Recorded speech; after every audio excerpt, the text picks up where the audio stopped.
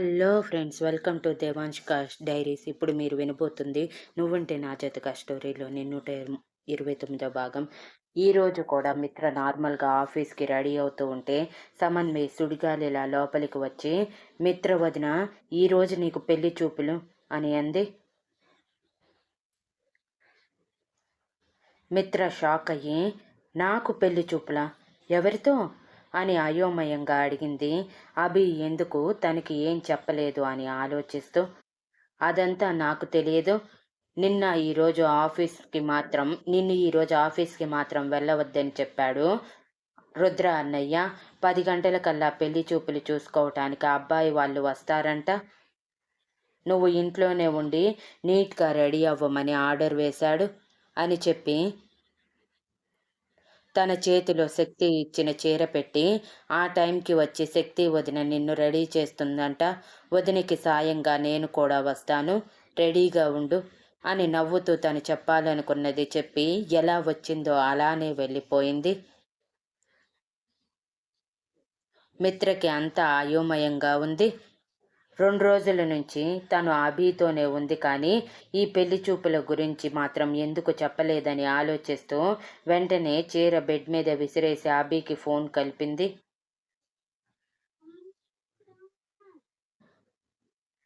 అది ముందుగానే ఎక్స్పెక్ట్ చేసిన అభి నవ్వుకుంటూ రెడీ అవుతూనే లిఫ్ట్ చేసి, హలో మిత్ర, ఏంటి అప్పుడే కాల్ చేశావు?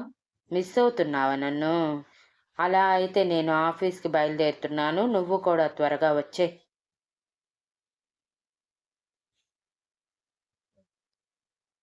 ఈరోజు ఆఫ్టర్నూన్ ఇద్దరం కలిసి ఒక చోటికి వెళ్ళాలి, అలానే బయట లంచ్ కూడా చేద్దాం అని తన పాటికి తన మనసులో రాసుకున్న స్క్రిప్ట్ మాట్లాడుతూ ఉంటే మిత్రకి అంతా గందరగోళంగా ఉండి, అభితో కాకుండా ఇంకెవరితో నాకు పెళ్లి చూపులు అరేంజ్ చేసినట్టు? రుద్రబావ అభితోనే కదా నాకు పెళ్లి చేయటానికి ఫిక్స్ అయ్యింది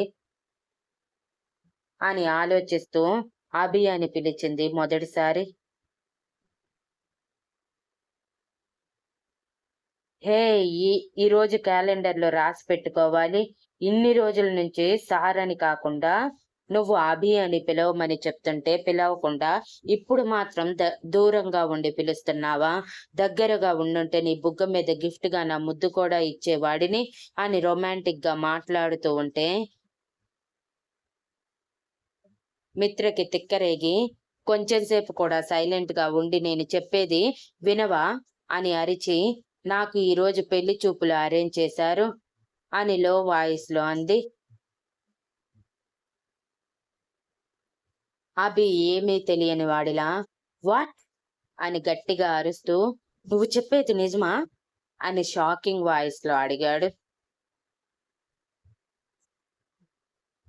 అదేంటి అభి అలా మాట్లాడుతున్నావు? నువ్వే కదా పెళ్లి చూపులకి వస్తుంది అని అయోమయంగా అడిగింది మిత్ర. మిత్ర, నీకొక విషయం చెప్పలేదు.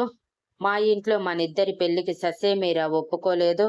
ఆఖరికి తాతయ్య చెప్పినా సరే వాడు నా కొడుక మీ కొడుక నాన్నగారు అంటూ అమ్మ అడ్డుపుల్ల వేసి మీ సంబంధం వద్దు అంటూ గట్టిగా గొడవ చేసింది. నేను గట్టిగా చెప్పలేకపోయాను.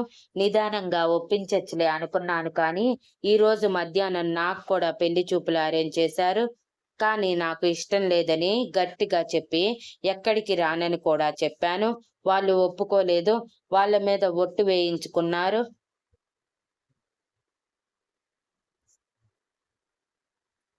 సరే, అక్కడికి వెళ్ళి అమ్మాయి నచ్చలేదని చెప్తే పోతుంది కదా అని అనుకుని నిన్ను కూడా తీసుకువెళ్దామని ఫిక్స్ అయ్యాను. కానీ మీ బావ ఇంత పని చేస్తాడని అనుకోలేదు. మా వాళ్ళు మీ బావని బాగా అరిచారంట. మీ ఇంటితో సంబంధం కలుపుకోవటం మాకు అస్సలు ఇష్టం లేదని అన్నారంట అని తను కావాలని అంటూ ఉంటే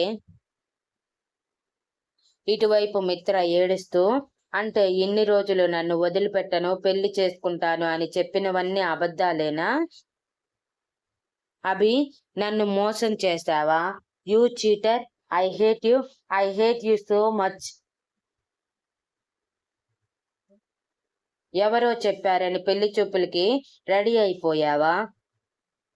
నేను ఇంకా ఇక్కడ నీతోనే పెళ్లి చూపులు ఫిక్స్ చేశారేమోనని ఆలోచిస్తూ ఉంటే ఇప్పుడు నువ్వు ఈ మాట అంటున్నావా? ఇప్పుడు నేనేం చెయ్యాలి అభి? నిన్ను తప్ప నా భర్త స్థానంలో మరొకరిని ఊహించుకోలేను. ఒక్కసారి ఒక వ్యక్తిని మనసులోకి తీసుకొచ్చుకున్నాక ఆ వ్యక్తిని మర్చిపోవటం చాలా కష్టం అని ఏడుస్తూ అంది.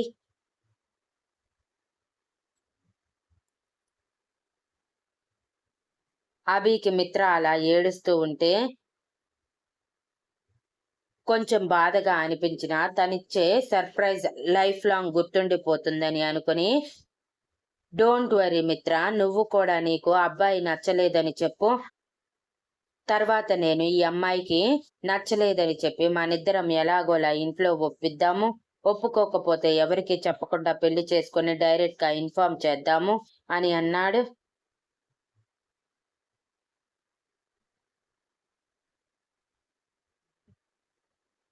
నో అభి, నేను అలా చేయలేను. నాకు అలాంటి పెళ్లి ఇష్టం కూడా లేదు. నాకు అందరి సమక్షంలో అందరి ఆశీర్వాదాల మధ్య పెళ్లి చేసుకొని సగౌరవంగా మీ ఇంటికి రావాలని ఉంది. దానికి ఎన్నాళ్ళైనా వెయిట్ చేస్తాను, కానీ ఇలా మాత్రం చేయలేను అని అంత ఏడుపులోనూ సీరియస్ గా అంది. మిత్ర మాటలకి అభికి మిత్ర మీద ఇంకొంచెం ప్రేమ పొంగి, ఐ లవ్ యూ మిత్ర అని ఇంటెన్స్ గా అన్నాడు. అదంతా తర్వాత అభి, ఇప్పుడు నన్నేం చేయమంటావు? అక్కడ నువ్వు లాక్ అయ్యావు, ఇక్కడ నేను లాక్ అయ్యాను. నాకు పెళ్లి ఇష్టం లేదని చెప్తే ఒప్పుకుంటారా వీళ్ళు? నాకేం అర్థం కావట్లేదు అభి, చాలా భయం వేస్తుంది అని ఏడుస్తూ అంది. అలా ఏడిస్తే మాత్రం మనం జీవితాంతం ఇలా విడివిడిగానే ఉండిపోతాం మిత్ర. ఎప్పుడు ఇలా ఏడుస్తూ ఉండటం కాదు, ధైర్యంగా ఎదురు చెప్పటం కూడా నేర్చుకో నీకు నచ్చని వాటికి అని గట్టిగా చెప్పి, నీ పెళ్లి చూపులు అయిపోయిన తర్వాత నీ కోసం మీ ఇంటి బయట వెయిట్ చేస్తూ ఉంటాను. వచ్చే, ఎవరు ఏమన్నా సరే నీకు ఆ పెళ్లి కొడుకు ఇష్టం లేదని చెప్పు అని అన్నాడు.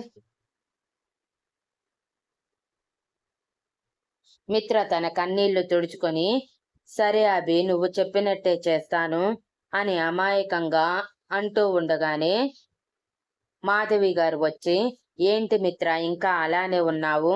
కిందకి వచ్చి త్వరగా టిఫిన్ చేస్తే మిగిలిన పనులు మేము చూసుకోవాలి కదా. ఎంతసేపు నీ కోసం వెయిట్ చెయ్యాలి అని అరుస్తూ ఉంటే, అభి నేను మళ్ళీ చేస్తాను అని కాల్ కట్ చేసి, అమ్మ ఈ పెళ్లి చూపులు అంత అవసరమా అని అయిష్టంగా మొహం పెట్టి అడిగింది.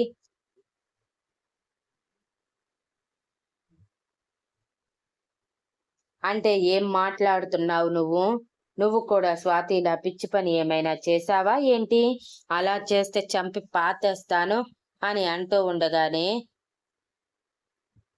మిత్ర అమ్మ అని గట్టిగా అరుస్తూ, అది కాదమ్మా, నాకు ఇప్పుడే పెళ్లి చేసుకోవాలని లేదు. ఇప్పుడే కదా నేను జాబ్లో జాయిన్ అయ్యింది, అప్పుడే పెళ్ళేంటి అని ఏడుస్తూ అడిగింది.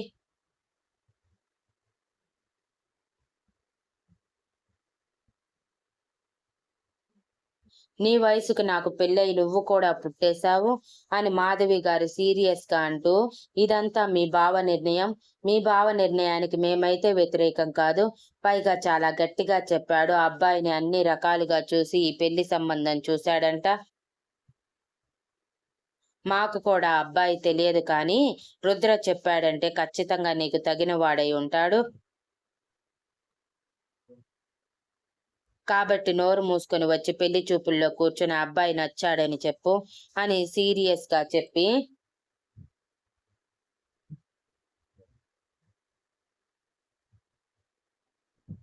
మిత్ర చేతిని పట్టుకుని డైనింగ్ టేబుల్ దగ్గరికి వెళ్ళేసరికి అక్కడ అందరూ కూర్చొని టిఫిన్ చేస్తూ ఉన్నారు నార్మల్ డ్రెస్సెస్ లో. ఆ రోజు వేణు కూడా ఉదయాన్నే రుద్ర రమ్మని చెప్పటంతో అయోమయంగానే వచ్చి జరిగింది తెలుసుకొని సంతోషించి అక్కడే ఉండిపోయాడు ఏర్పాట్ల కోసం.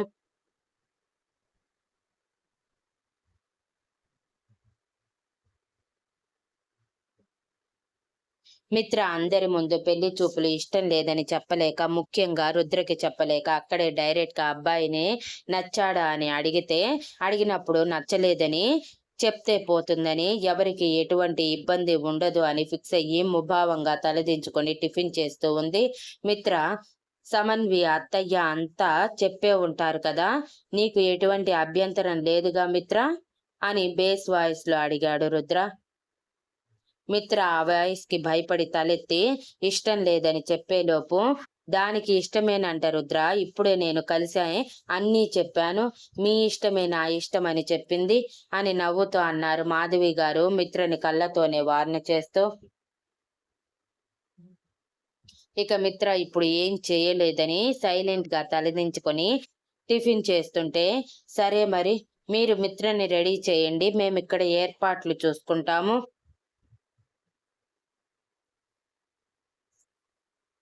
వచ్చే వాళ్ళకి మన తరపు నుంచి ఎటువంటి అసౌకర్యం కలగకూడదు. పైగా వాళ్ళు మిత్రకి అన్ని విధాలా సరిపోతారు అని అన్నాడు రుద్ర.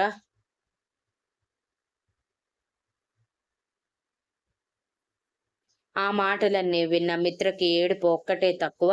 ఇక తన మాట ఎవరు వినరని అర్థమై సైలెంట్ గా టిఫిన్ చేసి లేవటం ఆలస్యం. పద పద ఇక రెడీ చేద్దాం. నిన్ను నీట్ గా రెడీ చేయటానికి ఒక 2 hours అయినా పడుతుంది కదా అని చెప్పి సమన్వి శక్తి హడావిడి చేస్తూ ఉంటే, మిగిలిన వాళ్ళ హడావిడికి మిగిలిన వాళ్ళు నవ్వుకుంటూ మిగిలిన పనులు చూసుకోవటానికి వెళ్ళిపోయారు. Thank you for listening and please like, share, comment and subscribe.